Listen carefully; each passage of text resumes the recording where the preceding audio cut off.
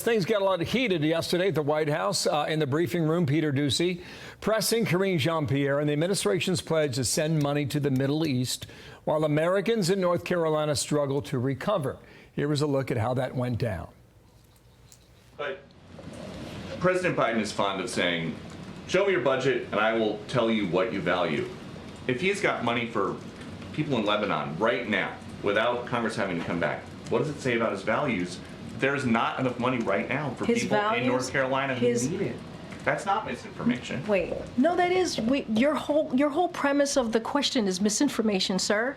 What you do? Yes, it's misinformation. The way you're asking me the question is misinformation. There is money that we are allocating to the impacted areas. Congress needs to come back and do their job and provide extra assistance, extra funding to disaster relief fund. That's what Congress needs to do, and we're going to continue to urge that. You may not want that, but that's okay. That's what this president wants, and that's what the vice president wants. Thanks, everybody. We had that there, and the former House Speaker Kevin McCarthy here to react to more on that. Good morning to you. Good morning. How do you think that went? Yeah, I was just wondering who dressed her, but even if you look at the questions when she goes through here, it's amazing. She never answers the question. Okay, so we had this moment on 60 Minutes last night. She's consistently talked about small businesses. Before I play the clip, you ran a small business. Yes. What is her plan if she were to win? I just had this debate earlier today. Here we are, 27 days out. You can't tell me the three things she's going to do. The economy is one of the #1 issues. The border is the #1 issue. She doesn't have a plan for either. She wants to give people $25,000 to think they're going to help a home. It's only going to raise the cost of the homes. This is the critical point that a lot of people are talking about. Why won't she go answer or even get interviewed? People running for city council get questioned more than she does running for president. It's not like she ran and won the nomination. She was floated and put in as the nominee.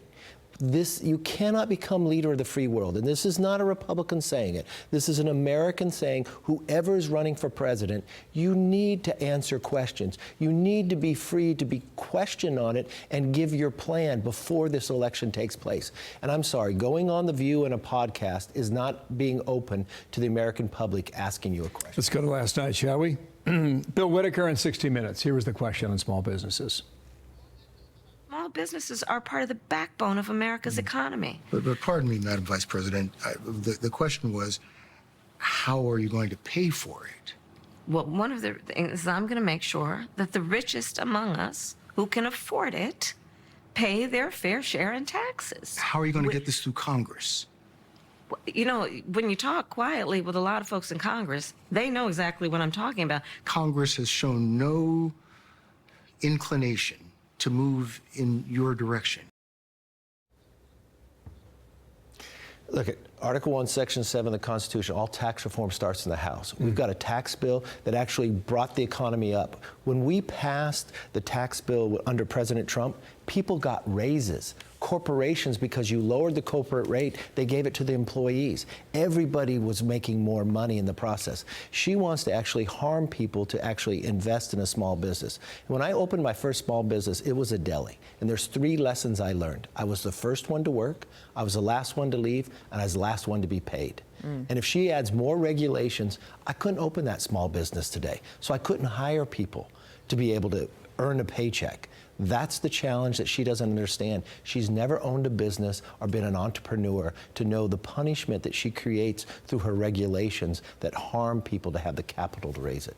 She's having a really hard time with men in the country. Her approval ratings are not there, and that includes Black and Latino men. Not all men, but certainly not where Biden was. And I've thought this morning in reading the coverage and looking at some of the polls, a feeling like President Trump's got the momentum right now going into the home stretch. I believe, too, President Trump is carrying 41% of the Hispanic vote, 16% of the black vote. That's unusual. That's much higher for any Republican. But I believe a poll that doesn't ask who you're voting for is very important. Last week, Gallup came out with a poll they normally do. Who do you identify with, the Republican or Democrat? 48% said Republican. Why this is important? For the first time, more Americans identify with the Republican Party. A second question was, who's best to solve the problem? You know what? Republicans won that. So you're looking at a climate much different than we've seen before. And if you correlate that through past elections, when there's a discrepancy there, you could see when Democrats would win the White House. And these polls are so tight.